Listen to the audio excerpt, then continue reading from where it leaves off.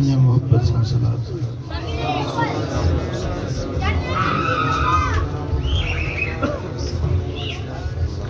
अल्हम्दुलिल्लाह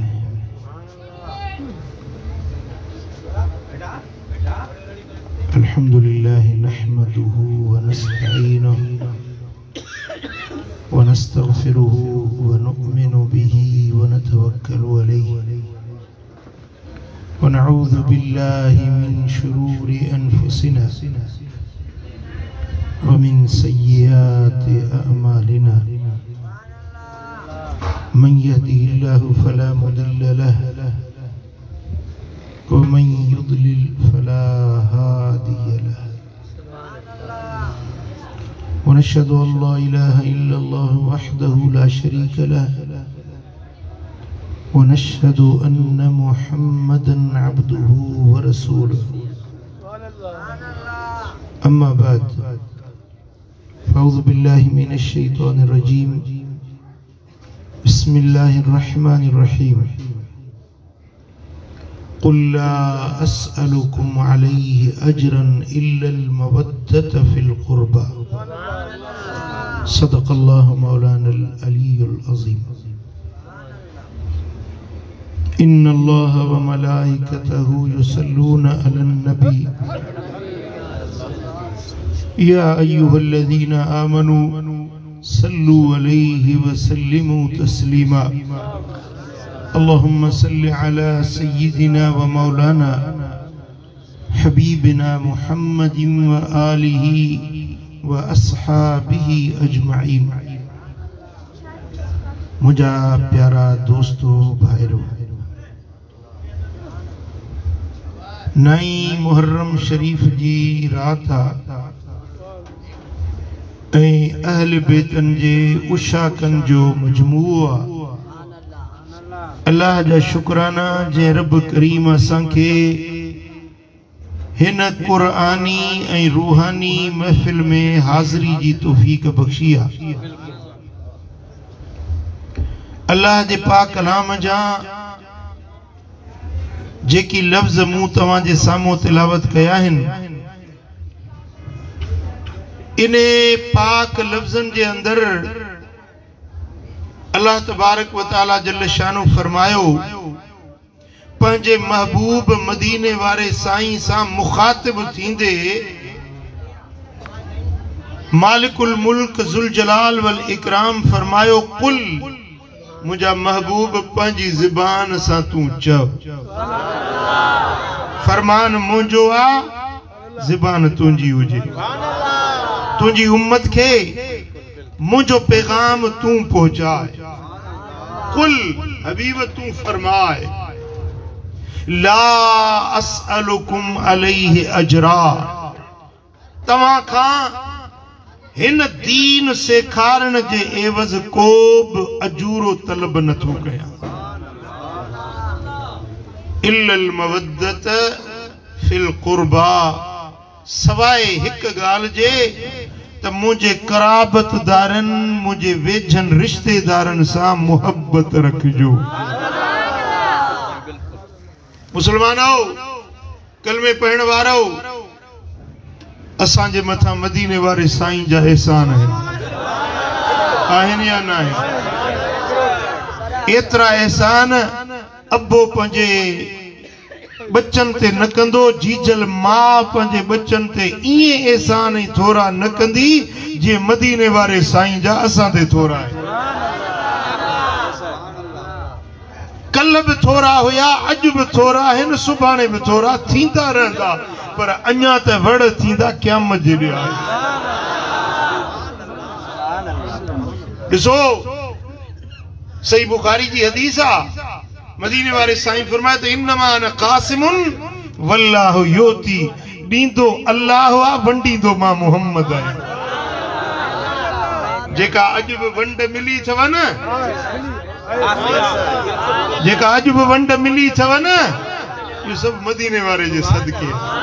हुजूर जे हथों आ। इज्जत मिली, माल मिलियो, दीन मिलियो, इस्लाम मिलियो, कुरान मिलियो, कलमो मिलियो, जिक्र मिलियो, खीर मिलिया, पुत्र मिलिया, बच्चा मिलिया, सेहत मिली, नेमतूं रब जूं वंड मदीने वारे साईं। मालिक रब आ, कासिम मदीने वारो साईं आ। कासिम जी माना वंडींदड़, विरहाईंदड़, तक़सीम कंदड़।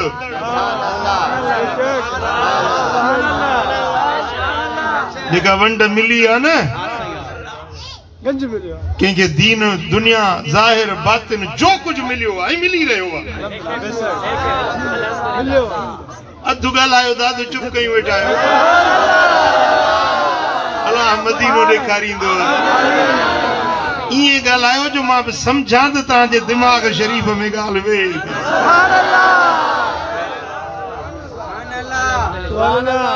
थोरा आहिनि न जी, भला ॿियो कुछ न।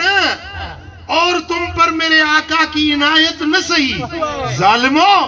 कलमा पढ़ाने का भी एहसान गया। चाहिए थोरो घटा, कलमो के पढ़ायो, हलाल हराम के सेखारियो, कुरान रब जो पर ॾिनो त मदीने वारे साईं न। कलाम रब जो आ, पर असां के त मदीने वारे साईं जे हथों मिलियो न। हाँ बेशक ईदूं मिलियूं, ईदुल फित्र, ईदुल अज़हा के ॾिनी जी। रमज़ान मिलियो, कुरान मिलियो, पर खुद रब रहमान मिलियो मदीने वारे साईं जे सदके, हुजूर जी मारिफत सां।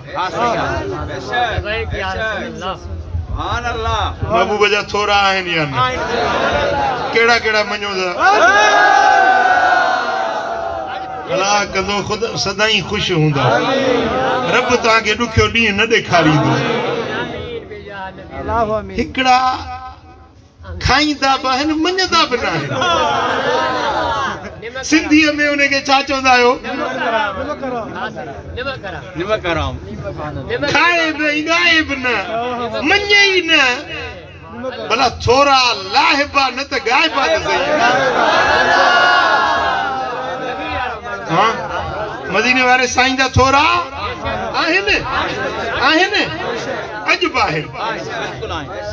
हाणे एॾा थोरा आहिनि, एॾा थोरा आहिनि जे इन्हनि थोरनि जे एवज़ मदीने वारो साईं असां खां माल घुरे। ॾियूं या न ॾियूं? जे औलाद घुरे, जे जिंद जान घुरे। हाँ वाह वाह भिटाई, सोने लजपाल भिटाई फरमायो त जे मदीने वारो घुरे न, सिर घुरे न, त मुंहिंजे हिन मथे ते जे कोड़े हुअनि के पार। हे त हिकिड़ो सिर आहे न, किरोड़ सिर हुजनि, किरोड़ सिर हुजनि। वारे वारे वढियां सिसीअ खे 100 वार, किरोड़े सिर हुजनि, हर सिर खे 100 भेरा वराए वराए कुर्बान कयां। तां बि तंद तवार मुंह मथां महबूब जी। एतिरा सिर हुजनि घोरे छॾिया त बि मदीने वारे जा थोरा अञा घणा, मदीने वारे जा थोरा अञा घणा। हुज़ूर अलैहिस्सलातु वस्सलाम जन उम्मत खे फरमायो त ए मुंहिंजे कलमे पढ़ण वारो, मां मोहम्मद करीम ही जेकी बि तव्हां ते थोरा कया अथमि, एहसान कया अथमि, करे रहियो आहियां, अञा महशर में कंदोसां। इन जे एवज़ मां कुझु नथो घुरां, मूंखे कुझु न खपे उम्मत खां। इन अजरिया इल्ला अल्लाह, मुंहिंजो अजर मुंहिंजो रब मूंखे ॾींदो। तव्हां उम्मत खां मां कुझु न घुरंदुसि। तव्हां उम्मत खां को बि मुआवज़ो, बदिलो, उजूरो मां कुझु नथो घुरां। मदीने वारे साईं पंहिंजे साहबनि खे ईअं फरमायो, उम्मत खे ईअं फरमायो। अल्लाह ताला फरमायो त हबीब कुरान जी आयत जिब्रील खणी वञ मुंहिंजे हबीब। जिब्रील ही आयत कुरान जी खणी मुंहिंजे महबूब खे मुंहिंजो पैगाम पहुचा। तू चवीन तो कुछ न खपे न हिकड़ो मां रब जो मुतालबो कुल हबीब चईन पंज ज़बान सा तू चईन ला असअलुकुम अलैहि अजरा तवा का को भी बदलो मुआवजो उजूरो कुछ न तो घुरा बस हिकड़ो मुतालबो करीन इल्लल मवद्दत फिल कुर्बा जेके मुझा कराबतदार मुझा वेझा रिश्तेदार हैं उन्हनि सां मोहब्बत रखजो मुझे घराने सां प्यार रखजो मुझी इतरत मुझी ज़ुर्रियत मुझे अहल बैत सां हुजूर जन न तलब कयो हुजूर जन फरमा मुखे कुछ न खपे पर अल्लाह खुद जिब्रील के मोकलियो आयत कुरान जी कुरान में लिखी पई आज भी रब जो हुकुम मिलियो महबूबा ये न छलीन हिकड़ो मुतालबो मुंहिंजो आहे जेको इन्हनि खे पेश कर ख़बर त पए न सच नहीं कूड़न जी हाँ ये तो दावा हर को कंदो न हर को चवंदो त मदीने वारे साईं जो मूं ते थोरा आहिनि एहसान आहिनि मां हुजूर जो आशिक आहियां मुंहिंजो मदीने वारे साईं सां प्यार आहे पर प्यार जी का निशानी भी खपे दावा जो दलील खपे जे मोहब्बत आ तो उनजो सबूत खपे सबूत केड़ो आ मुझे बच्चन सा मोहब्बत रखो मुझे अहले बैत सा मोहब्बत रखो यो ऐलान करीन तो मदीने वारे साईं उम्मत के कुरान जी इहा आयत पढ़ी रब जो पैगाम पहुंचायो जेकर मुझा थोड़ा समझो था मुझा एहसान मनो था तो पो तवा का ही मुझे रब मुतालबो कयो तो मुझे घराने सा ताके मोहब्बत रखनी पवंदी मुझे अहल बैतन सा ताके प्यार रखणो पवंदो जॾहिं इहा आयत नाज़िल थी हजरत अब्दुल्ला बिन अब्बास रज़ी अल्लाह ताला अन्हु मदीने वारे साईं जो सौट भी आहे ऐं हिन उम्मत जो सब खां वॾो कुरान जो मुफ़स्सिर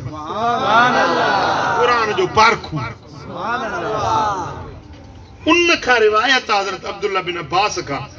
ऐं हाणे जेका मां इहा रिवायत इब्न अब्बास जी थो ॿुधायां 5 किताबनि जा हवाला थो ॾियां मता गोवरी चवे त इहे ॻाल्हियूं करे वियो हवाई ॻाल्हि कबी दलील सां मां ॾींदुसि दलील दुश्मन थींदो ज़लील समझो था पहिरियों किताब तफ़सीर अबू सऊद जिल्द 8 सुफ़ो 30 ॿियो किताब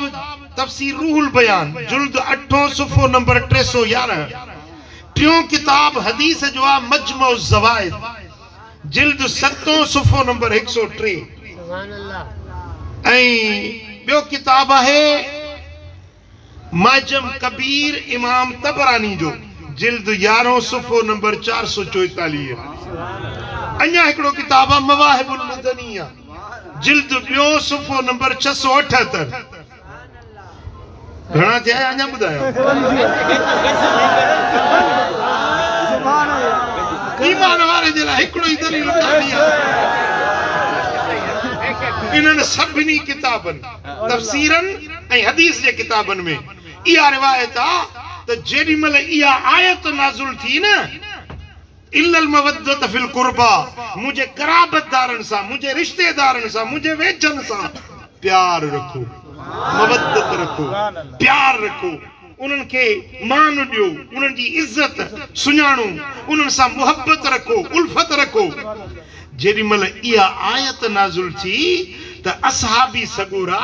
मदीने वारे साईं जे ख़िदमत में अचे हाज़िर थिया अर्ज़ कयो या रसूल अल्लाह मन कराबतुका हाउलाई अल्लज़ीन वजबत अलैना मवद्दतहुम या रसूल अल्लाह अल्लाह ताला कुरान में फरमायो आ त तुझे कराबतदारन सां तुझे रिश्तेदारन सा मोहब्बत रखूं।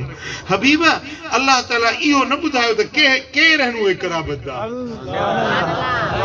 अल्लाह निशानदेही कोन के रब फरमाया त कराबतदारन सा रिश्तेदारन सा मुझे बच्चन सा मोहब्बत रखूं। पर हाणे उहे आहिनि केर?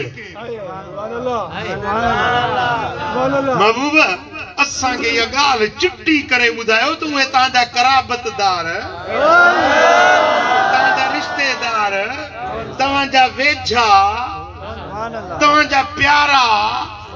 उहे केर आहिनि जंहिंजी मोहब्बत वजबत अलैना असांजे मथां वाजिब कई वई आहे। वाजिब वाजिब जरूरी लाज़मी या मोहब्बत मोमिनन जे मथां कुरान में रब वाजिब कई आहे। पर उहे आहिनि केर? असहाबन जेॾी महिल इहा ॻाल्हि पुछी न त या रसूल अल्लाह असांखे उहे नाला ॿुधायो उहे आहिनि केर? मदीने वारे साईं फरमायो त क़ाल अलीयुन व फातिमत वल हसन वल हुसैन।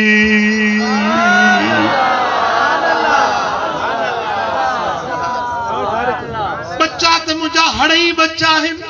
घराणो मुंहिंजो हड़ई घराणो आहे। पर जन जी मोहब्बत तव्हां ते वाजिब कई वई आहे। जेके सभिनी खां वधीक मूंखे वेझड़ा वेझड़ा प्यारे में प्यारा आहिनि हिकिड़ो अली, ॿी मुंहिंजी न्याणी अलीअ जी राणी जन्नत जी मालिकाणी सैयदा तय्यबा ताहिरा ज़किया रादिया मर्दिया फातिमा ज़हरा।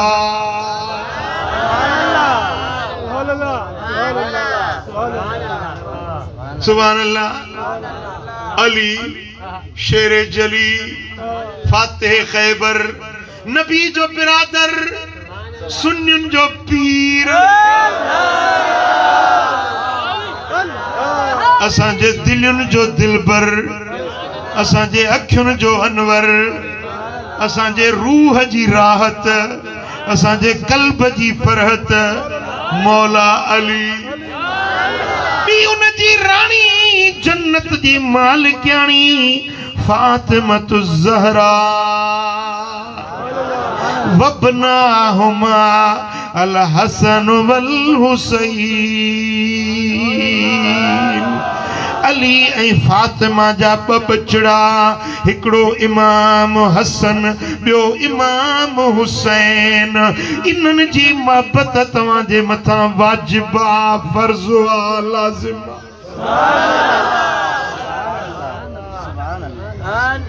इहा मोमिन जी सुञाण मुस्तफा करीम जे इश्क़ रसूल जी सुञाण, जंहिंखे मदीने वारे सां मोहब्बत आहे, जंहिं हुज़ूर ते ईमान आंदो आहे, उन जे मथां ज़रूरी आहे त हुज़ूर जे इन घराणे सां मोहब्बत ऐं प्यार रखे। चो सल्लल्लाहु अलैहि या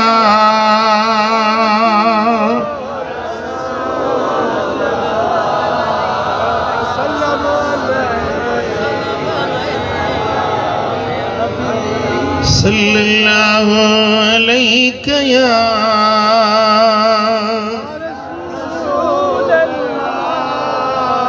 अञा मोहब्बत सां पढ़ो सल्लल्लाहु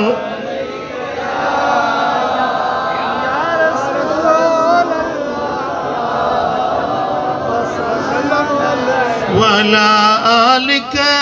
व अस्हाबिका या हबीबल्लाह।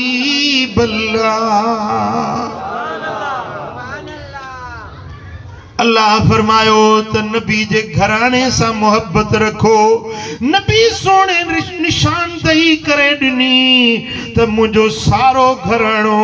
तव्हांजे लाइ क़ाबिले ताज़ीम, क़ाबिले इज़त, क़ाबिले मोहब्बत आहे। पर सभिनी खां वधीक मोहब्बत जा हक़दार चार। चार अली फातिमा हसन हुसैन।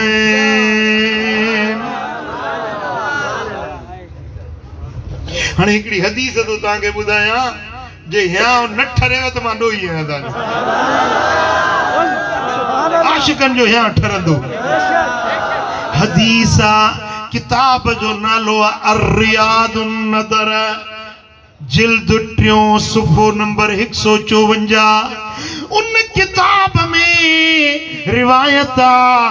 या रिवायत बयान करण वारो उम्मत ताईं पहुंचाइण वारो हजरत सैयदना अबू बकर सिद्दीक़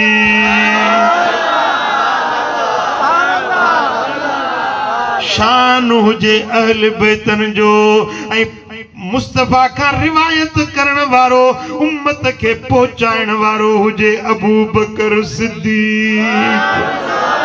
सिद्दीक सच्चार तस्दीक करण वारो जंहिंजी ज़बान तां कॾहिं कूड़ न निकतो सिद्दीक अकबर तो रिवायत करे अन अबी बकर सिद्दीक रदी अल्लाह ताला अन्हु क़ाल रअयतु रसूलल्लाह सल्लल्लाहु अलैहि वसल्लम खय्यम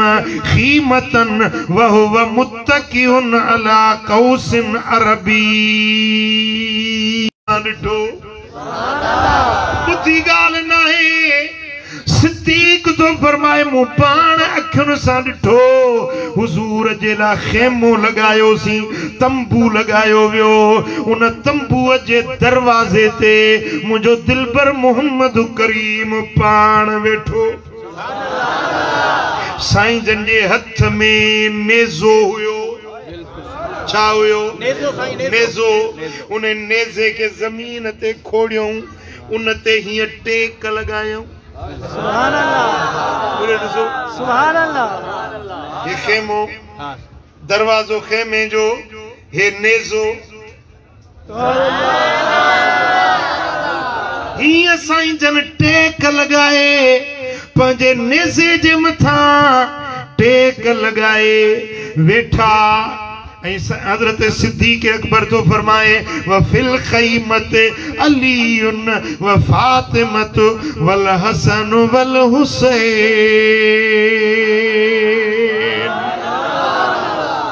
इन खेमे जे अंदर 4 शख्सियतूं हुयूं। मौला अली, सैयदा साइण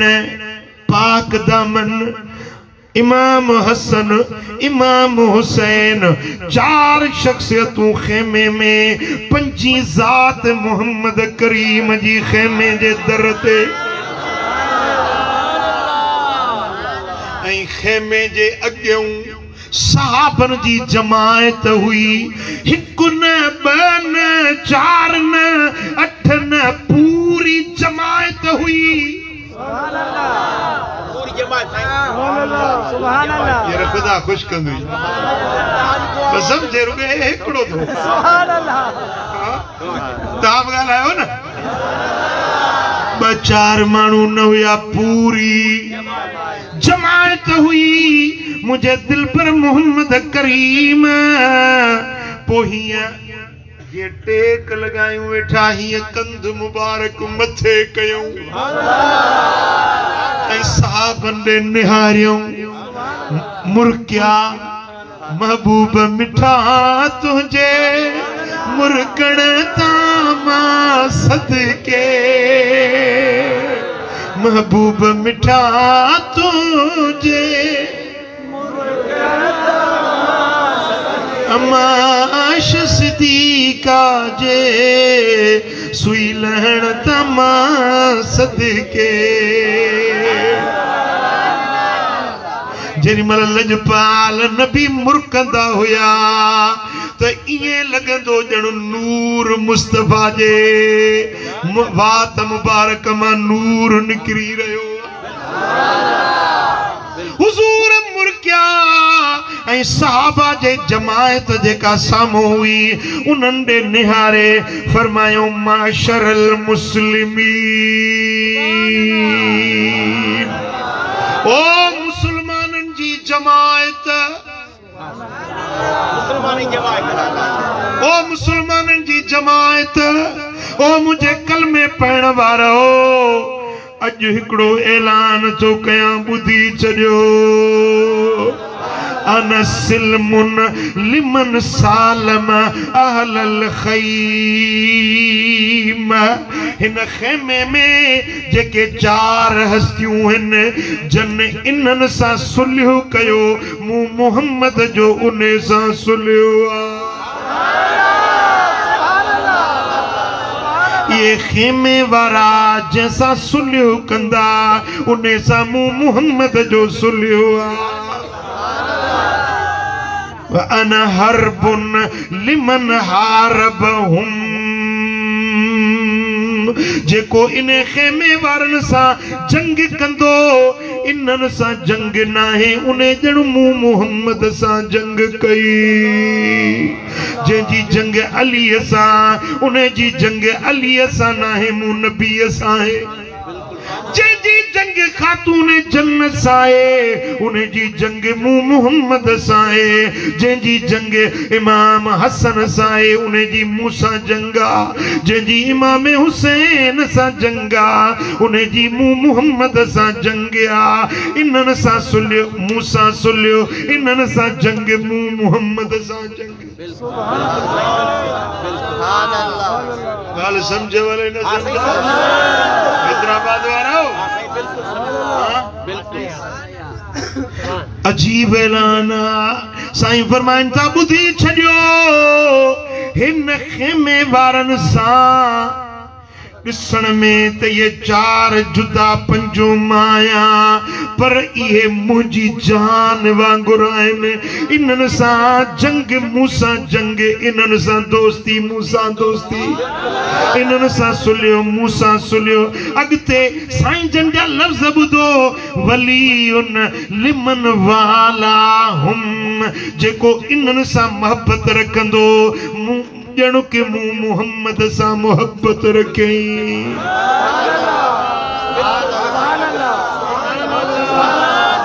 इन खेमे वारनि सां जंहिंजो प्यार आहे उन जो मूं मुहम्मद सां प्यार आहे। जेको हिन खेमे वारनि सां मोहब्बत थो रखे इन्हनि जी मोहब्बत इन खेमे वारनि सां न आहे। ॼण के अॻिते हैदराबादी अॻिते लफ़्ज़ ॿुधजो, अॻिते लफ़्ज़ ॿुधजो। साईं फरमाइनि था ला युहिब्बुहुम इल्ला सईदुल जद्द तय्यिबुल मौलिद। इन्हनि खेमे वारनि सां उहो मोहब्बत रखंदो जंहिंजा अब्बा ॾाढा पाक हूंदा, जंहिंजी विलादत सही हूंदी, ॼम सही हूंदो।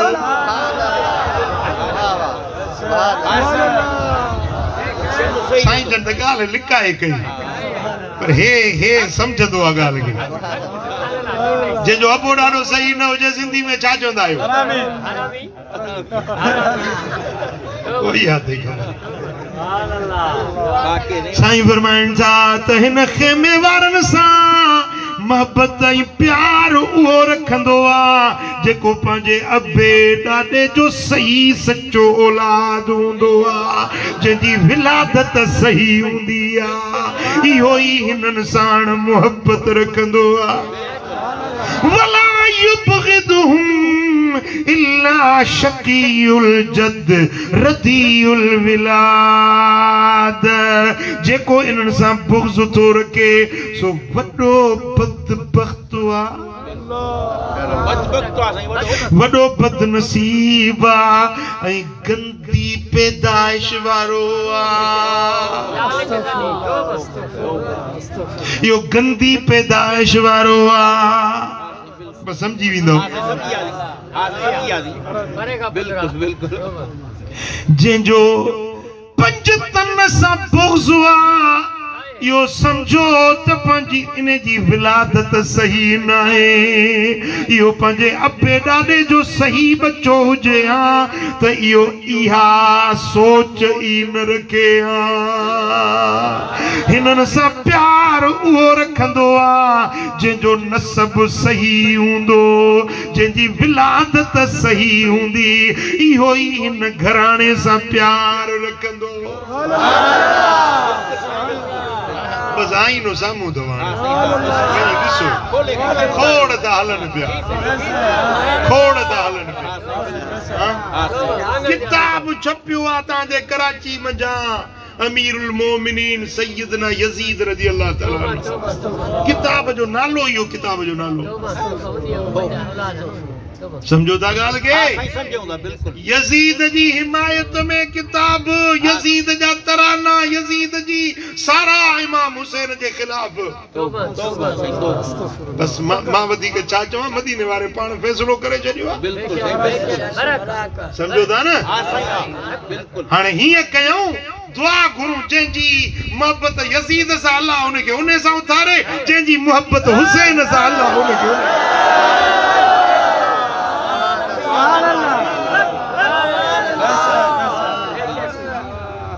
असां पंज तन जा हुबदार आहियूं, कंदा आल नबीअ। असां पंज तन जा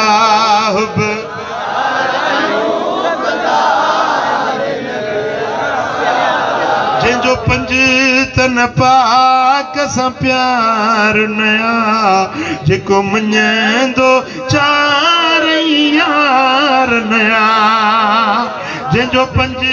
तन पाक सां,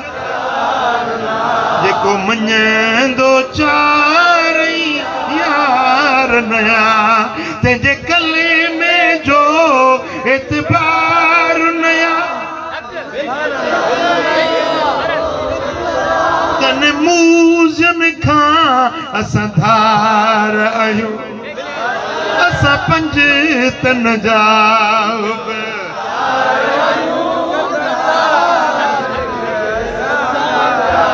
असां यारी वारो यार मञूं, सुन गौसे आज़म दिलदार मञूं। असां यारी वारो यार मञूं,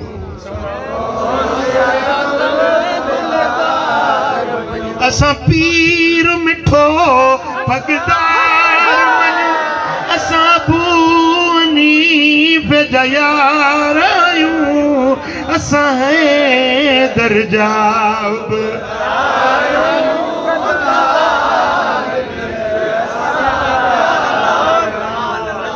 सुभान अल्लाह, सुभान अल्लाह। साईं फरमाइनि था त हिननि सां प्यार उहो रखंदो आहे जंहिंजो अब्बा ॾाॾा सही हूंदा, विलादत सही हूंदी। हिननि सां बुग़्ज़ रखे न,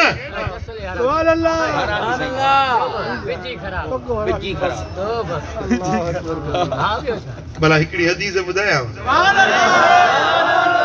इमाम बहकी शोबुल ईमान में रिवायत आंदी आ, जिल्द 3 सुफ़ो नंबर 88। ॿियो किताब आहे मजमउ ज़वाइद, जिल्द 1 सुफ़ो नंबर 86। ॿिन्ही किताबनि में रिवायत हजरत अब्दुर्रहमान बिन अबी लैला रज़ी अल्लाह ताला अन्हु पंहिंजे वालिद खां रिवायत थो करे। उन चयो त मूं मदीने वारे मीर खां पाण ॿुधो, हुज़ूर जन फरमायो, ला युमिनु अब्दुन हत्ता अकून अहब इलैहि मिन नफ्सिही।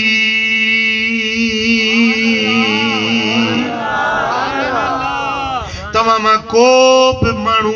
तेसी ताईं मोमिन न थींदो जेसी ताईं उन जी जान खां मुंहिंजी जान खे प्यारो न रखे।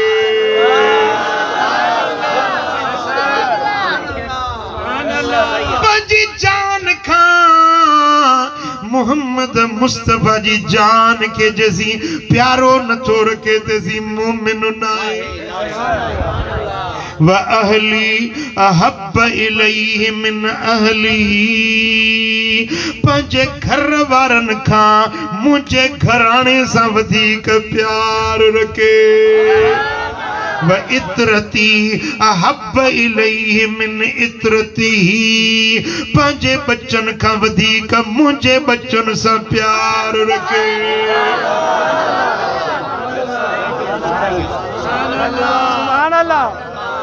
अल्लाह तांगे बच्चा बख्शे दींदो औलाद वारा औलाद तांगे औलाद बख्शे दींदो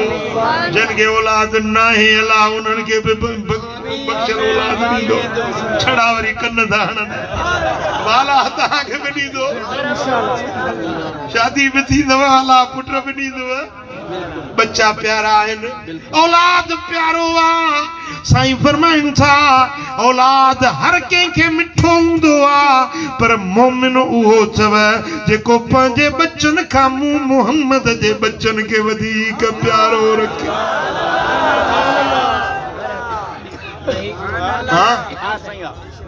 साईं फरमाइन था वज़ाती अहब इलैहि मिन ज़ातिही मोमिन उहा जेको मुंहिंजी ज़ात के पंहिंजी ज़ात खां वधीक प्यारो रखे पंहिंजी जिंद जान खां मुंहिंजी जान के वधीक प्यारो रखे पंहिंजे घराणे खां मुंहिंजे घराणे के वधीक प्यारो रखे पंहिंजे बच्चन खां मुंहिंजे बच्चन के वधीक प्यारो रखे इहो त हाँ पोइ जेकॾहिं सचो मोमिन हूंदो न त पंहिंजे बच्चन खां बि वधीक हसन हुसैन सां प्यार रखे चओ सल्लल्लाहु अलैहि कया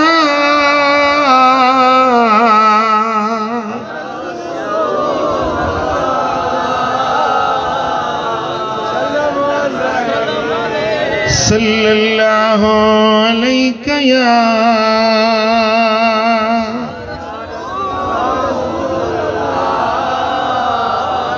बुधो मुझे ध्यान कयो अल्लाह ताला जेको बि हुकुम ॾिनो आहे त हीअं कयो उन जो एवज़ रब ज़रूर मुक़रर कयो आहे समझो था न बराड़ी में वडेरा हूंदा आहिनि वडेरा उहे हारी नारनि खे चवंदा भाई हली मुंहिंजो कमु कयो मिसाल खाटी वाटर खोटियो या सही मुंहिंजा लापारो कयो पोइ सॼो ॾींहुं लोड़ाए लोड़ाए लोड़ाए शाम जो वरी मानी जो कबो न करे वडेरा ऐं शहरनि में वरी ऑफिसर वहाईंदा हेठे माता मुलाज़िम बाबा ही त बेगर वही अचो कम कराईंदा एवज़ो न ॾींदा उजूरो न ॾींदा मुंहिंजा दोस्तो दुनिया जा माण्हू मेहनत मुशक्क़त वठंदा आहिनि मुआवज़ो न ॾींदा आहिनि पर अल्लाह जी ज़ात करीम रब सखी रब आ जे बि ॻाल्हि जो बाननि खे हुकुम ॾिनो अथई जेॾो अमल वॾो उन जो ओॾो अजूरो वॾो मिसाल अल्लाह फरमाए निमाज़ पढ़ो हाणे मुफ्त में निमाज़ असां कोन था पढ़ूं इन जो हिफ्ज़ मिलंदो समझो था न हज जो हुकुम आहे हज जो हिफ्ज़ आहे मदीने वारे साईं फरमाए जेको हज करे अचे लैस लहू जज़ाउन इल्लल जन्नत हज जो बदलो जन्नत का सवाब आहे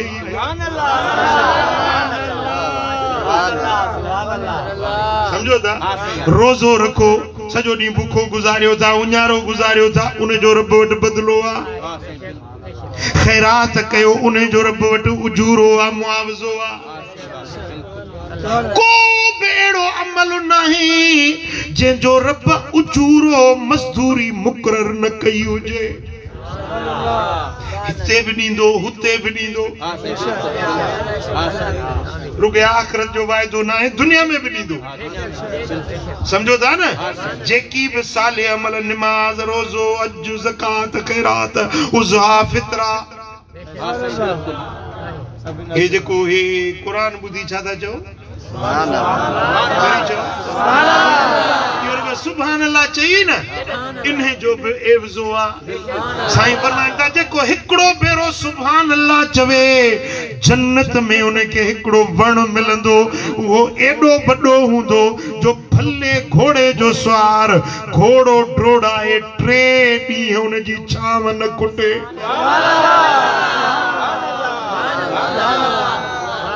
रुगे सुभान अल्लाह चवण सां एडो जन्नत जो वण मिलंदो हाणे हिन मजलिस में घणा बेरा सुभान अल्लाह हिसाब लगाए तो तोखे हिन मजलिस जे बदले ही जन्नत जा केड़ा बाग मिलंदा ए सजी उम्र जे कोई इबादत करे सुभान अल्लाह चे हां रब करीम का भी एड़ी इबादत मुकरर न कईया के भी अमल जो बानन के हुक्म न दिनो पर हर हुक्म जे एवज रब अजूरो ए मुआवजो मुकरर कयो हाने जो हे हुक्म मिलियो त तवा नबी जे घराने सा मोहब्बत रखो सुभान अल्लाह सुभान अल्लाह दिल में मोहब्बत रखो यो तवा जे तरफा एकड़ो अमल आ मोहब्बत रखण जो एकड़ो अमल आ भला इन्हे जो को एवज़ो हुंदो या न इन्हे जो को मुआवज़ो हुजण खपे या न जे करे मुआवज़ो न भी हुजे त मां पेरी अर्ज कयो त हुजूर जा थोरा ही एतरा आहिनि पर रब जो हुक्म दिनो आ त मुझे नबी जे घराने सा मोहब्बत रखो त इन्हे जो रब अजूरो एवज़ो भी मुकरर कयो आ बुधाया बुधंदे ते या ठरी पहुंची बुधंदो चो सल्लल्लाहु अलैहि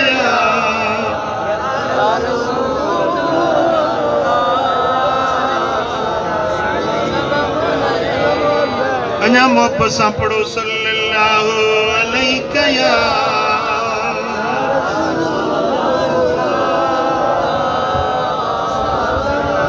किताब जो नालो अम्माजम कबीर तबरानी जो जिल्द 11 सुफ़ो 58 बियो किताब है कंजुल उम्माल जिल्द 12 सुफ़ो 98 टियों किताब है मजमउ ज़वाइद जिल्द 9 सुफ़ो नंबर 174 इन टिनी किताबन में रिवायत आ हदीस जो रावी मुझो मुर्शिद मौला अली अली इब्न अबी तालिब रज़ियल्लाहु अन्हु अन नबी सल्लल्लाहु अलैहि वसल्लम क़ाल अना व फातिमतु व हसनुन व हुसैनुन मुजतमियू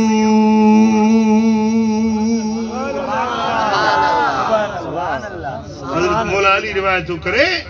मदीने वाले साईं फरमायो त जॾहिं क़यामत जो ॾियारो थींदो त मां मुहम्मद करीम ऐं अली ऐं फातिमा ऐं हसन ऐं हुसैन असां पंजई हिकड़ी जाइ ते गॾु हूंदासीं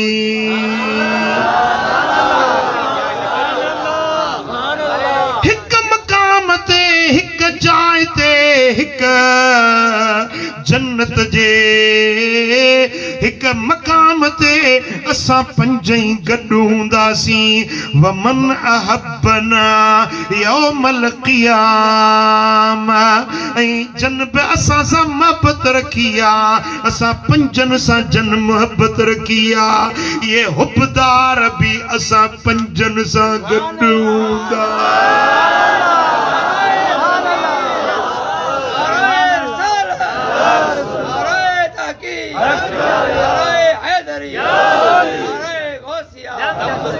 सुभान अल्लाह मुझा दोस्तों नमाजुन के जन्नत मिलंदी हाजुन के हूरूं कसूरूं बाग बंगला जन्नत जा मिलंदा पर पंज तन जे हुबदारन के मोहम्मद मुस्तफा जो पाड़ो मिलंदो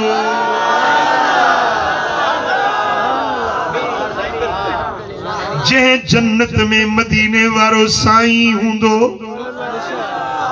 हशर जे मैदान में जिते मदीने वारो साईं खुद बीठल हुंदो मुड़े ध्यान कयो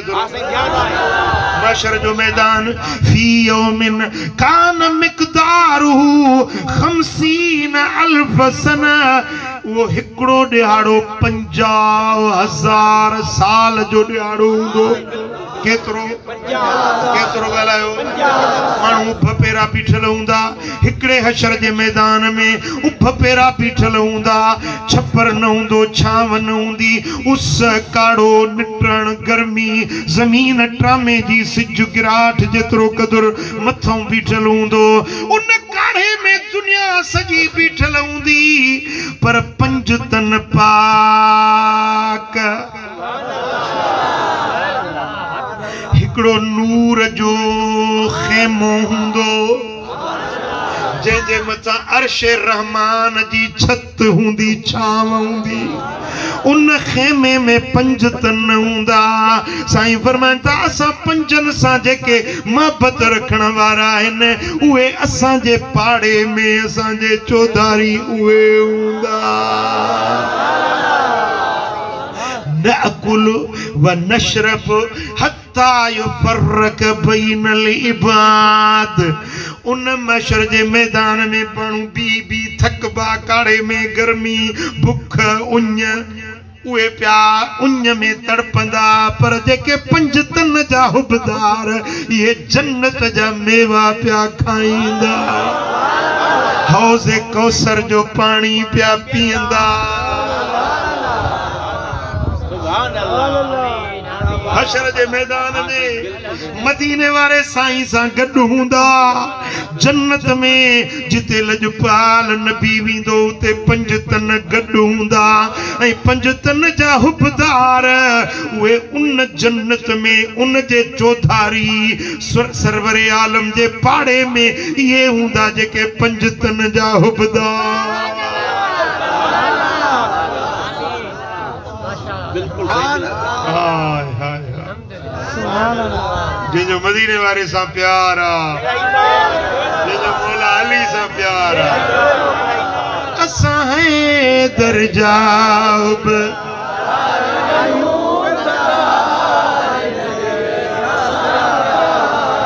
कंदाल नबी सा प्यार आयूं असां है दरजाब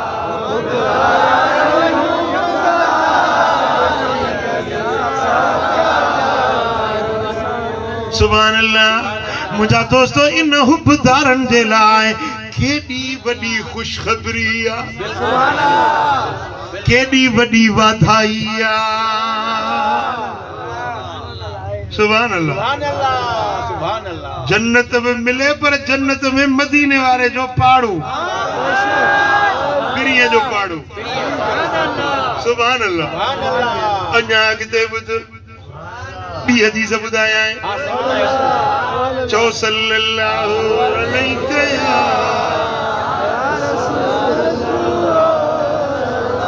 हदीस जो किताब मजमउ ज़वाइद इमाम हैसमी रिवायत आंदी आ जिल्द 9 सुफ़ो नंबर 174 हदीस पाक हजरत अबू मूसा अशअरी रदी अल्लाह ताला अन्हु तो रिवायत करे हबीबन करीमन फरमायो अना व अलीयुन व फातिमत वल हसन वल हुसैन यौमल क़ियामत फी कुब्बतिन तहतल अर्श मां मोहम्मद करीम ऐं अली ऐं हसन ऐं हुसैन ऐं खातून जन्नत सां पंज तन अर्शे मुअल्ला जे हेठां हिकड़ो नूर जो कुब्बो हूंदो उन नूर जे कुपे में असां पंज तन मौजूद हूंदासीं ऐं जेके असांजा हुबदार आहिनि उहे असांजे इर्द गिर्द चौधारी हूंदा। इश्क मजा चो अली अली मोहब्बत मां चो अली अली साईं कंदुव सब भली भली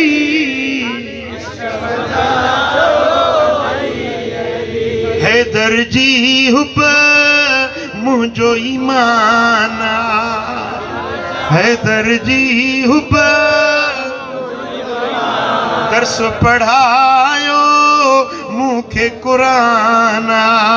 मर्दो मुनाफिक रुली रुली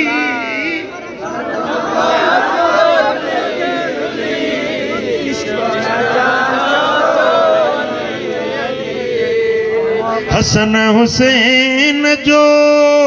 बाबो आहे मूल तुझे जो काबो आहे हसन हुसैन जो मूल तुझे जो काबो आहे मुँह पे दामन झली झली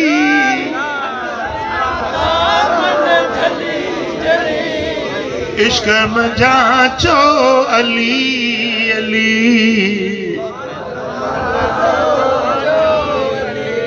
इश्क मजा चो दाब ज़बान चुप न हुजे मवाली में दावा तो करे तो माली जो हुबदार अरे अली जो हुबदार से जा दोगाड़ा हण तो के कहिड़ी ख़बर त अली जी मोहब्बत चाहे अली असां जो मौला आहे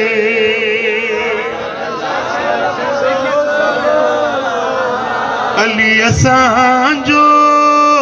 मौला आहे सांग कंदो रब सौला आहे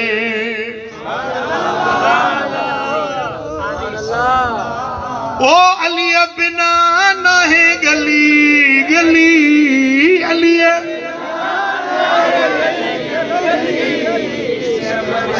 मवाली के जंहिंजी पंहिंजे सिर जी ख़बर न आहे नशो करे घर आयो 2 सालू हुजनि से हिकिड़ी ज़ाल खे पिजे त अधी पाणी ते प्यारजे ज़ाल खे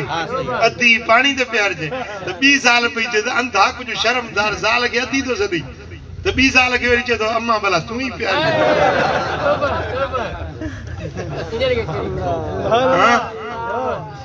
अली जा हुबदार है हिन ये जमायत हैदर जी हुबदार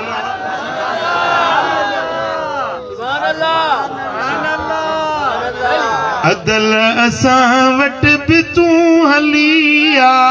हिते भी हैदर अली अलिया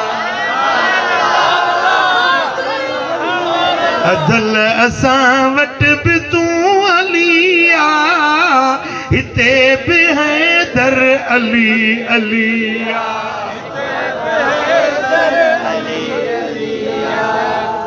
सुभान अल्लाह वरी भी हदीस बुध सुभान अल्लाह हदीस पाक किताब जो नालो फज़ाइल सहाबा जिल्द बियो सुफ़ो नंबर 624 बियो किताब तारीख़ दिमाश्क जिल्द 14 सुफ़ो नंबर 169 इन्हनि बिनी किताबन में रिवायत हदीस जो रावी मौला अली पाना अन अली इब्न अबी तालिब रज़ी अल्लाह ताला अन्हु قال شكوت إلى رسول الله صلى الله عليه وسلم حسد الناس إياي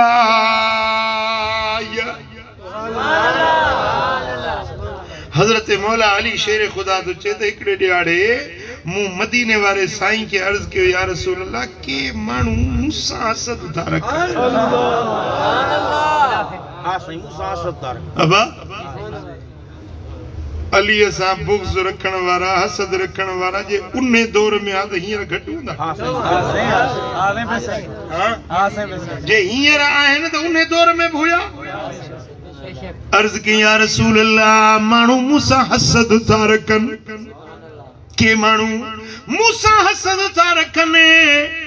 पुट थींदो ईअं आहे जंहिंखे रब नवाज़ींदो आहे न जंहिंखे रब नवाज़ींदो आहे न सुठड़ा कपड़ा पाए हीअं हलंदे न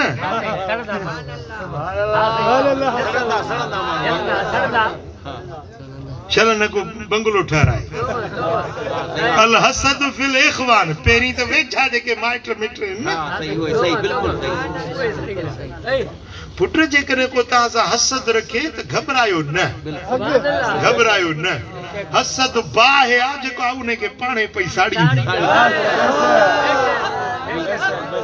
हजरत पीर मिठा सिंह रहमतुल्लाह अलैह पीर मिठा सिंह फरमायो तो भाई जेको तुसा नाल हसद रखे ना उई को कुछ ना आखो उन्हें के वरंती न जो कुछ न चो हिया अच्छा कपड़ा हुजन हितों अजो खीसो हुजे तो नोट विझो हिते नोट सनड़ा कपड़ा नोट नजर ईंदा नोट हितों विझी ऐं अतुर मखे हिय बाह लोडे हलो बस ॿियो कुछ न चोस भई आप ही जल वेस यही गंज दस यही गंज दस हासिद जे ला इहो ही गंज आहे तव्हां उनखे वरंदी न ॾियो तव्हां उन सां बुग़्ज़ कीनो कुदूरत न रखो समझो था न जंहिंखे रब नवाज़ींदो आहे हसद उने सां थींदो इहो दस्तूर अथव समझो था ऐं हिकड़ी फील्ड में जेके हूंदा आहिनि उहे हिक ॿिए खे न सहंदा अथव मुल्लो मुल्ले खे न सहंदो वापारी वापारी खे न सहंदो सियासतदान खे न सहंदो पीर खे न सहंदो ॿ दुकान आहिनि हिकड़ी बाज़ार मार्केट में ॿ दुकान आहिनि हुन में ॿ गिराक सवाया वेंदा हो सड़ंदो पियो हल भेण हिन वटि हेॾा गिराक मूं वटि हिकिड़ो ई न तू सौदो पंहिंजो सुठो रख त गिराक अचनि न तोड़े पाण न सुधारींदो पुजे पाण खां कोन फिटला न त कोडन सही सही सुभान अल्लाह हीर बि साईं दिल पर रशा माण्हू जी त माण्हू खे साड़ थिए थो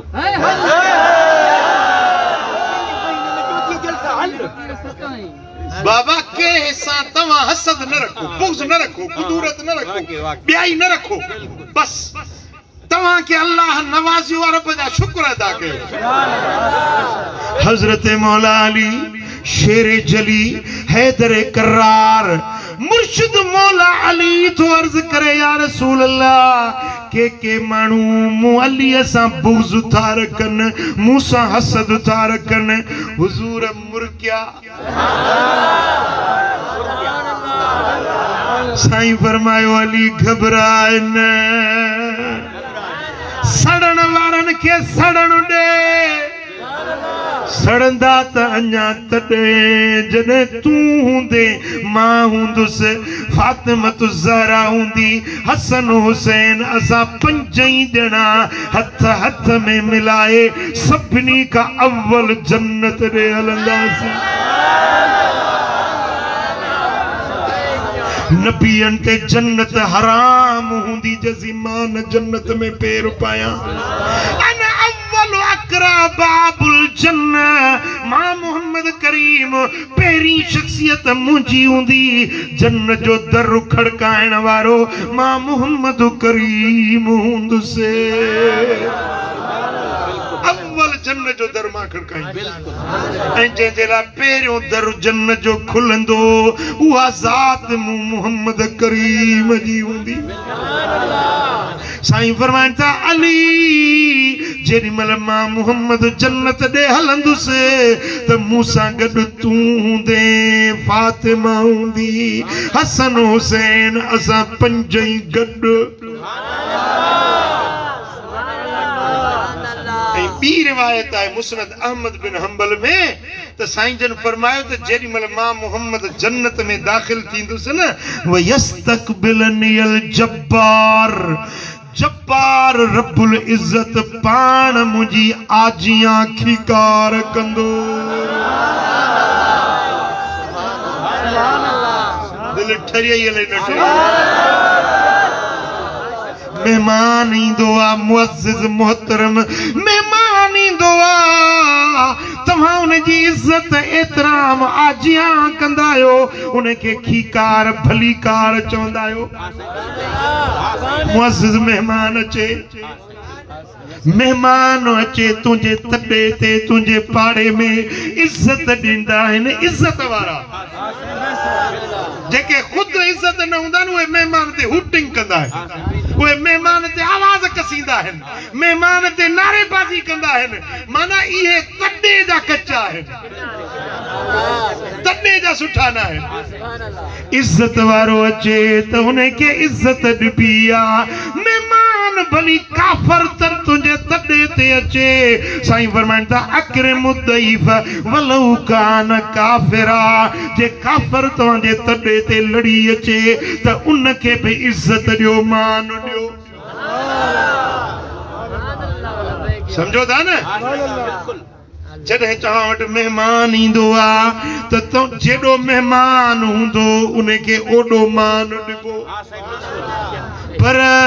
साईं फरमाइनि था जेॾीमहिल मां मोहम्मद जन्नत ॾे हलंदुसि त साम्हूं आजियां करण वारो खीकार करण वारो भलीकार चवण वारो रब्बुल इज्जत पाण हूंदो फरमाइंदो मुझा महबूब भली भली करे मुझा सोना हबीब भली भली करे आए साईं फरमाइनि था अली मां अकेलो न हूंदुसि मूंसां गॾु तूं हूंदे तुंहिंजी कुंवार तुझा बई बचड़ा असां पंज ई ॼणा सभिनी खां अव्वल जन्नत में हजरत अली से अर्ज के या रसूल अल्लाह पो असा जा जेके हुबदार हे जेके जलसा था मल्हाइन हे जेके नेणन जी निंड फिटाए रस्ते ते वेठड़ा आहिन पंजतन जी मोहब्बत में के सबीलू था लगाइन के खैर खैरातू था कन के नंगर न्याज था कन मान्यू था कन भत था रदन इमामन पाकन जी मोहब्बत में पंजा माल था लुटाइन पंजी जान था कुर्बान कन या रसूल अल्लाह पो ये असांजा हुबदार काले वींदा मदीने वारे साईं फरमायो त अली असां पंज अॻियों हूंदासीं पुठियों असांजा हुबदार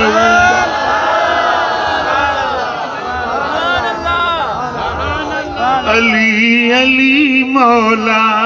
अली अली अली मौला अली रहबर असांजो तूं अली अली मौला अली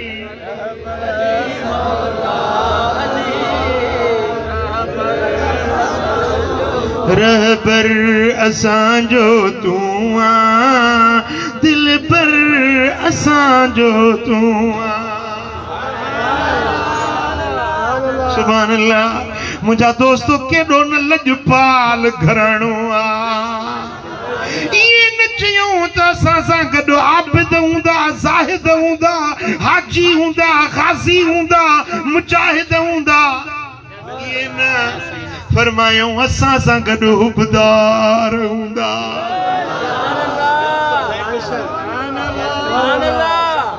न समझ ॻाल्हि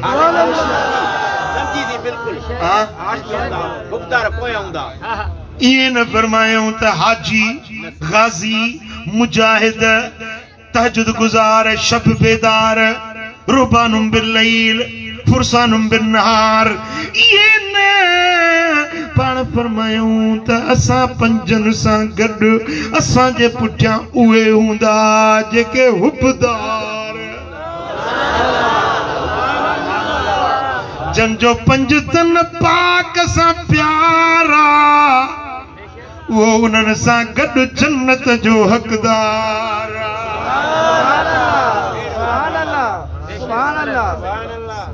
ऐं साईं फरमाइनि था जंहिं पंज तन सां बुग़्ज़ रखियो उन खे जन्नत जी खुशबू बि न मिलंदी।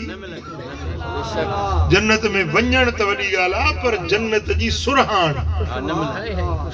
पुट सुठो अतुर सुठी सेंट हीअं खुलबी आहे न हीअं हवा लॻंदी त न सॼे जलसे ते खुशबू अची वेंदी। जेतिरी सेंट सुठी हूंदी न हवा ते पकड़बी आहे। साईं फरमाइनि था जन्नत एॾी खुशबूदार आहे जो हीअं जेॾी महिल दर खुलंदो त 500 सालनि जे पंध ताईं जन्नत जी खुशबू वेंदी। केतरी विधि केतरी 500 सालन जे पंध ते खुशबू वेंदी। साईं फरमाइनि था जंहिंखे मुझे पंज तन सां बुग़्ज़ आहे उन खे जन्नत जी खुशबू नसीब न थींदी। किताब मिसबाहुस्सलाम वारे रिवायत आंदी आहे साईं फरमाइनि था जंहिंखे अबू बकर सिद्दीक़ सां बुग़्ज़ आहे इहो जन्नत में दाख़िल त न थींदो पर इन खे जन्नत जी खुशबू बि नसीब न थींदी।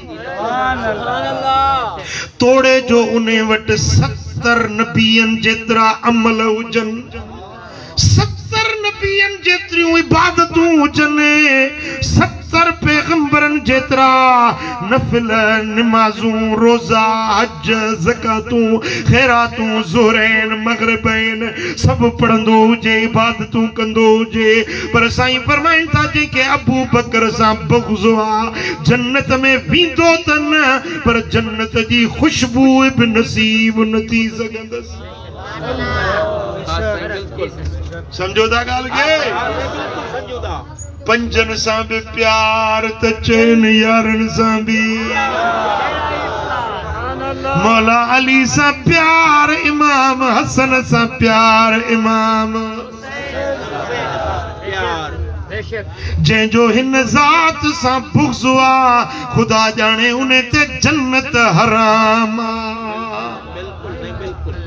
हुसैन साजे रखी अदावत उन्हे ते जन्नत हराम आए। हुसैन साबिर हुसैन शाकिर हुसैन हक जो इमाम आए। हुसैन साबिर हुसैन हक जो इमाम आए। हुसैन अजमल हुसैन अजमल हुसैन अकमल हुसैन आली मकाम आए। कदें कुल्हन ते नबी खयों पे कदें संदस सिर सवार नेज़े कदें कुल्हन ते नबी खयुसि पे कदें संदस सिर सवार नेज़े मके मदीने कदें त करबल उहो अलैहि सलाम आए। मके मदीने कदें त करबल उहो अलैहि सलाम आए। हुसैन अजमल हुसैन अकमल हुसैन आली जंहिंखे रब ज़बान ॾिनी आहे गूंगन ते मयार न आहे जंहिंखे रब ज़बान ॾिनी आहे वो गॾिजी चवे हुसैन साबिर हुसैन शाकिर हुसैन हक जो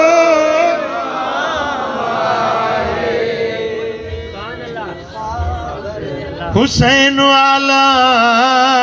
हुसैन बाला हुसैन दिल पर हुसैन रहबर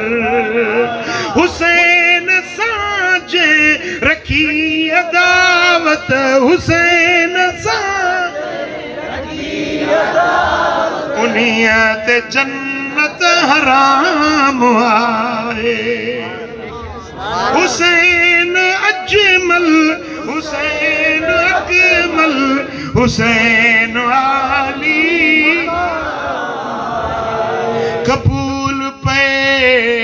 कर मुलाई कमतर असुल का आहे नबिय जो नौकर गुलाम इब्ने गुलाम आहे गुलाम इब्ने गुलाम आहे संदन बचन जो भी गुलाम आहे गुलाम इब्ने गुलाम आहे हुसैन अजमल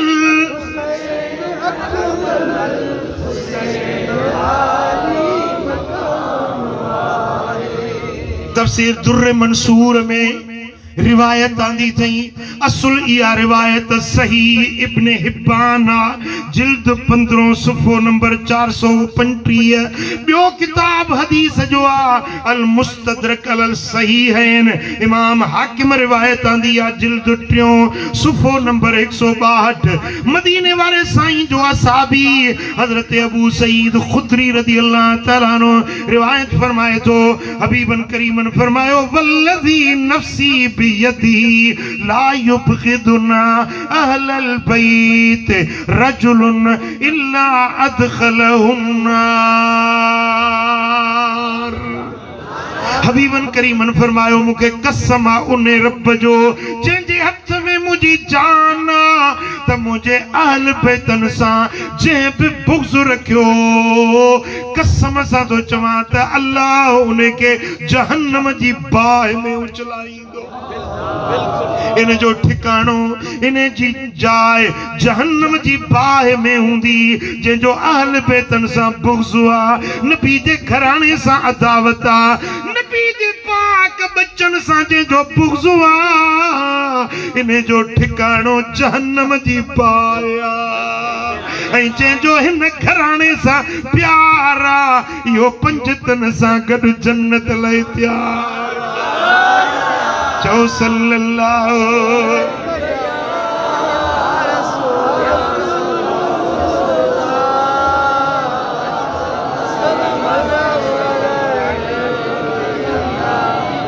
सल्लल्लाहु अलैहि या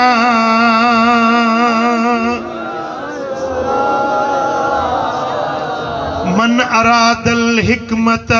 फलयुहिब अहल बैती साईं फरमाइनि था जेके हिकमत खपे न हिकमत दानाई मुझे बहल बेतन सा मोहब्बत रखे मुझे बच्चन सा प्यार रखे हिकमत रब ॾींदुसि वमन अराद दुखूल अल जन्नत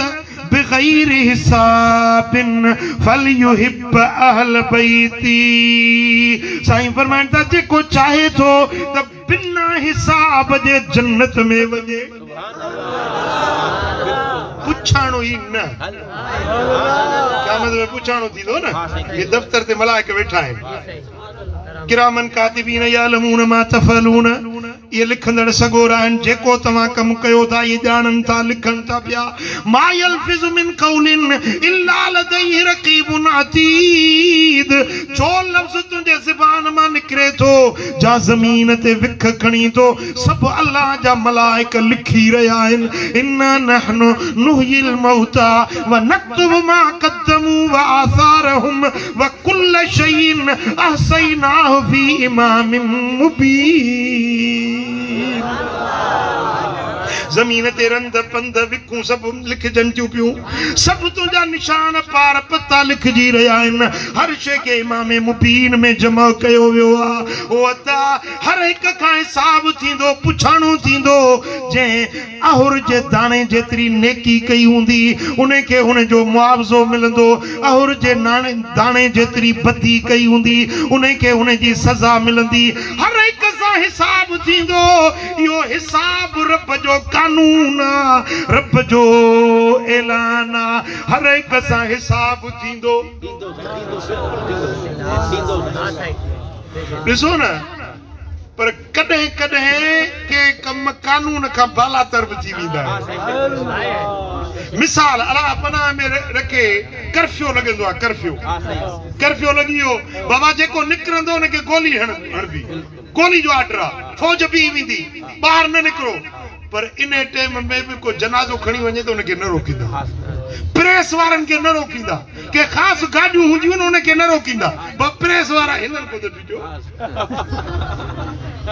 समझो था न कानून हिकिड़ो आहे पर कन जे लाइ कानून में नरमी थींदी आहे दुनिया सारी जे लाइ कानून आहे हर हिक खां हिसाब थींदो ज़रे ज़रे जो पुछाणो थींदो पर जेके पंज तन सां प्यार आहे इन ते को कानून न आहे बिना हिसाब जे चलो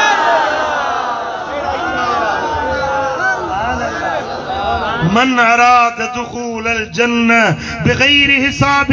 फलयुहिब अहल बैती जेको मुझे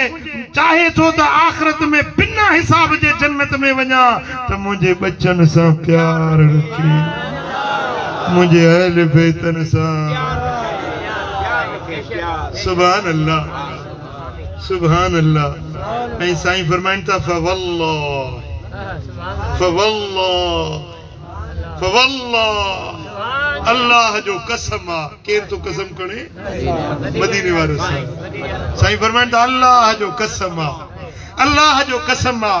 मा अहब्बहुम अहदुन इल्ला रबिह फिद दुनिया वल आखिरह जेबे कसम सां तो चवां जेबे मुझे आल बैतन सां मोहब्बत रखी दुनिया में भी कामयाब आखिरत में भी कामयाब मानू कामयाबी वाले किथे था गोलन पिया कामयाबी गोलण जे लाइ मानू पिया था मगज मारी कन मथा कुट कन कामयाबी मिले पुट कामयाबी नबी साईं जे बच्चन जे गुलामी में रब रखी आल बैतन जी मोहब्बत में कामयाबी थई रुगे दुनिया जी न आखिरत जी भी हिते भी वाह हुते भी वाह हिते भी रहायूं रस हुते भी गडियूं होत खपे कामयाबी भी नहीं जहानन जी कंहिंखे कामयाबी खपे तो को नबी जे अहल बैतन सां पर इहा ज़बान सां दावा न रुगे वात सां जी मां पे हुबदार आहियां हिकिड़ो शाह साहब हूंदो बराड़ी जे ॻोठ में शाह साहब रहंदो उन जे पाड़े में हिकिड़ो माण्हू रहंदो सुबुह जो सवेल उथी साईं जे घर ॾे मुंहुं करे ॿाहूं ॿधी चवंदो सैयद जी ज़ात तां सिर कुर्बान रोज़ानो साईं जे घर ॾे मुंहुं करे चवंदो सैयद जी ज़ात तां सिर कुर्बान रोज़ ईअं करे हिकिड़े ॾींहुं शाह साहब अचे पियो भरी मथे ते खयो चई यार हुबदार बीठो आहे सिर कुर्बान करण वारो चई बाप पुट हेॾे अचे भरी त वठी घर पहुचाए मूंखे चईसी कुर्बान वञा मां तव्हांजे अदब में बीठो अड़े हे भरी वठ मूंखो चई नसी मां अदब में बीठो पुट इहो अदब आहे या बेअदबी आहे इहो इश्क आहे या फिस्क आहे हाँ या मोहब्बत आहे इनके मोहब्बत सरबो लो कान हुब्बुक सादिकल अतातहु फइन्नल मुहिब्ब लिमन युहिब्बु मुतीउ जे मोहब्बत सच्ची हुंदी आ त पंहिंजे यार जो चयो मञबो फरमान मञबो छो त मुहिब्ब उहो आ जेको महबूब जो चयो मञे जे तू मौला अली जो हुबदार आहीं त नमाज पढ़ मुझे मौला अली जी मोहब्बत नमाज सां हसनैन करीमैन जी मोहब्बत नमाज सां अली जी विलादत काबे में शहादत मस्जिद में अली जे जिंदगी जी इब्तिदा भी मस्जिद आ इंतहा भी मस्जिद आ दुनिया वारन के बुधायूं त मु अली जी आगाज भी मस्जिद आ त अंजाम भी मस्जिद जेडी मल अज़ान बुधंदा आहिनि मौला अली जो रंग मुबारक फिको थी वेंदो आहे लिंगन में ॾकणी पइजी वेंदी आहे माण्हू चवंदा साईं तव्हां छो एतिरा परेशान थी वेंदा आहियो फरमाई त वाहिदुल क़हार जो सॾु मिलियो आहे अली ॾका छो देर न थिए पंहिंजे रब जे दर जी हाज़िरी भरे मुझे नबी जे बच्चन नमाज न छड़ी मैदान करबला में तीर वसन पिया तलवारूं वसन पियूं अल बिदाया वन निहाया वारे मुंजा दोस्तों लिखियो आ त हजरत सैयदना इमाम हुसैन के 121 तीर ने तलवारुन जा जख्म आए सियर आलम नुबला में इमाम ज़हाबी या रिवायत आंदी आ त हजरत इमाम हुसैन के मैदान करबला में 121 तीर ने तलवारुन जा जख्म लगा पूरो जिस्म रत में रंगीन हुयो पर उन वक्त में अजान थी नमाज ज़ोहर जुमे जो ॾियारो जेमल नमाज जो टाइम थियो आ त मुझे सोने हुसैन नमाज की तैयारी करी शिमिर जिल जोशन सीने ते चढ़ियो आ फरमाइन था शिमिर जरा ठहर जा मुझे सजदा तो कर लेने दे हक का करूं शुक्र अदा मुझे सजदा तो कर लेने दे मुझे आका हुसैन उन वक्त में भी नमाज न छड़ी सजदो न छड़ियो नबी जे बच्चन नमाज न छड़िया मुझा दोस्तों जेमल अहल बैतन के कैदी करे सैयदना इमाम ज़ैनुल आबिदीन सैयदा ज़ैनब साइन के कैदी बनाए करबला का कूफे का दिमश्क वठी विया आहिनि खुदा जो कसम मां उहे रंग राऊं रस्ता ॾिसी आयो आहियां जितों बि अहल बैतन जो काफ़िलो लंघियो आहे उते मस्जिदूं ठहियूं बिल्कुलु सुभान अल्लाह कूफे में वञो करबला में वञो मुझा दोस्तों दिमश्क में वञो किथे हजरत इमाम ज़ैनुल आबिदीन जी मस्जिद आ किथे बीबी ज़ैनब जी मस्जिद आ किथे बीबी सुकैना रज़ी अल्लाह ताला अन्हा जी मस्जिद आ उन्हनि जा आसार उन्हनि जा निशान मस्जिदूं ठहियल आहिनि सुभान अल्लाह उन्हनि जी मोहब्बत मस्जिद सां हुई नमाज सां बेशक बेशक मुझा दोस्तों जेकरे तू आल बैतन जो हुबदार रही त नमाज पढ़ मस्जिद के आबाद कर अल्लाह जे कुरान जी तिलावत कर मुझे सोने हुसैन जी मोहब्बत कुरान सां सुभान अल्लाह कने अमर जी गोद में कुरान पियो पढ़े कने बाबा साईं जे झोली में कुरान पियो पढ़े कने नाना साईं जे कुल्हन ते कुरान पियो पढ़े पर जेमल करबला में आयो आ न त करबला में खेमे जे छाव में साईं जन वेठा आहिनि कुरान जी तिलावत हुई हले बिल्कुल हिकड़ो माण्हू अचे लंघियो उन खे ख़बर न हुई सुञाणंदो न हो जने साईं जो चेहरो ॾिठई खेमे जे छाव में वेठा हुजन कुरान पिया पढ़न ऐं मिठो आवाज़ ॿुधई सुहिणी सूरत ॾिठई उन जा कदम रुकजी विया कुरान रब जो कलाम ऐं ज़बान सोने हुसैन जेमल हुन कुरान ॿुधो त अखियुनि मां ॻोढ़ा वही साल रोअण लॻो पुछण लॻो त ए सुहिणी सूरत वारा तूं केरु आहीं तुंहिंजी सूरत केॾी हसीन आहे तुंहिंजो आवाज़ केॾो मिठो आहे अहिड़ी तिलावत मूं ज़िंदगी में कॾहिं न ॿुधी आहे तूं केरु आहीं किथे वेठो आहीं हिन इराक जो माण्हू मूंखे नज़र नथो अची सम्झां थो त तूं परदेसी आहीं पर आहीं किथां जो हजरत इमाम हुसैन फरमाए तू सुञाणी नथो मां हुसैन इब्न अली आहियां मुंहिंजो बाबो अली आहे मुंहिंजी अम्मा खातून अतहर किसी ने जब वतन पूछा तो यूं हजरत ने फरमाया मदीने वाले कहलाते थे अब है करबला वाले कुरान पे पढ़ी ऐं जेमल 10 मुहर्रम जे ॾींहुं मैदान कारज़ार में निकता है फअख़ज़ मुसहफ़न फजअलहु बैन यदैहि अल बिदाया वन निहाया में हाफिज इब्न कसीर रिवायत आणे थो त हजरत इमाम हुसैन कुरान मजीद वरतो पंहिंजे घोड़े ते अॻियों पंहिंजे साम्हूं कुरान रखे सुभान अल्लाह छा रखई ॻाल्हायो छा रखई ऐं जेमल हीअं खेमे मां निकितो त इहा आयत ज़बान ते इमाम हुसैन खे हुई इन वलिय अल्लाहु अल्लज़ी नज़्ज़ल किताब व हुव यतवल्ला सालिहीन बेशक मुंहिंजो वारिस मुंहिंजो अल्लाह आहे जे किताब नाज़िल कयो आहे उहो रब मुंहिंजो मददगार आहे उहो ई सालिहनि जो वारिस आहे इहा तिलावत कुरान जी आयत इमाम हुसैन जे ज़बान ते हुई जेमल मैदान जंग में तीर लगन पिया तलवारूं वसन पियूं हिकड़ो तीर पेशानी ते लॻो पेशानी जी चमड़ी मुबारक चीर जी पई खून वयो वो खून मुबारक गलन ते पियो उहे गल जन के मदीने वारो साईं चुमदो हुयो उहा सुहारी मुबारक दाढ़ी रत रत्यास नंदत मोतियन गुतिया 14 माह चंद्र जी पिड़ में पेशानियास उहा पेशानी मुबारक रत में रंगीन थी हिया रत मां लप भरे ही आसमान पे उछलायो इहा आयत पढ़ियो सूरह यासीन जी क़ाल या लैत क़ौमी यअलमून बिमा गफ़र ली रब्बी वजलनी मिनल मुकरमीन आओ जे मुझी कौम के खबर पोए तो मुझे रब मुखे बख्शे छडियो मुझे रब केडो मुखे नवाजियो केडो मुखे इज्जतूं दिनियो आओ जे न कौम के खबर पोए इमाम हुसैन कुरान पे पढ़ियो जेडी मल मुझा दोस्तों सिर मुबारक खणी आया कूफे में खोली बिन यजीद नाले एकड़ो खबीस हुयो खोली बिन यजीद इमाम हुसैन जो सिर मुबारक इन कपड़े में वेड़े सिर मुबारक खणी आयो ज़ाल पुछ ते छा खणी आयो लिकाए लिकाए छा खणी आयो जी वडी कीमती शय आंदी थम सुबाने कूफे जो गवर्नर जो इब्न ज़ियाद आ न मुके सोन चांदी सा ढाए छडींदो एडी कीमती शय आंदी थम जी आखिर छा आंदो थी केड़ी शय आ जी त मुही इमाम हुसैन जो सिर आंदो वो माई चवण लगी ओ जालिम शर्म न आई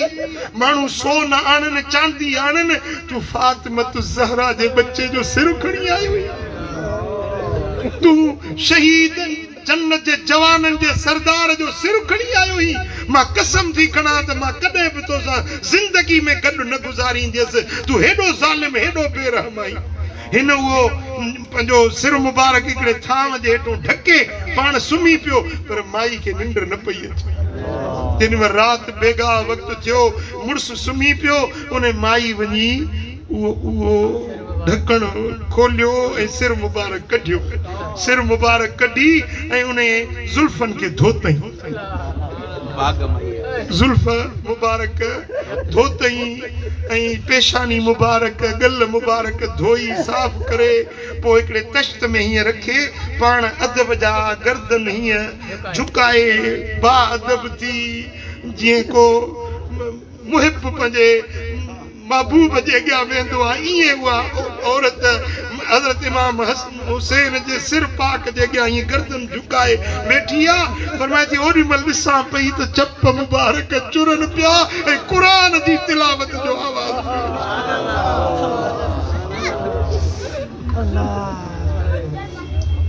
मुंहिंजा दोस्तो जेॾी महिल सिर मुबारक नेज़े ते खणी दिमश्क जे बाज़ारुनि में आया हिकिड़ो माण्हू मथे पियो पंहिंजे घर जी छत ते कहफ सूरत जी आयत पियो पढ़े अम हसिबत अन असहाबल कहफ वरकीम कानू मिन आयातिना अजबा छा तव्हां सम्झो था त असहाब कहफ ऐं रकीम जो किस्सो असांजे किस्से खां अजीब आहे इहा जेॾी महिल आयत उन माण्हू पढ़ी आहे इमाम हुसैन जा चप मुबारक चुरिया सिर मुबारक मां आवाज़ आयो त मूं हुसैन जो किस्सो त असहाब कहफ वारे किस्से खां अञा घणो अजीब जिस्म करबला में आ सिर दिमश्क जे बाज़ारुनि में आ पर ज़बान ते रब जे क़ुरान जी तिलावत जो आवाज़ ये मुझी ज़बान ये मुझो कलम छा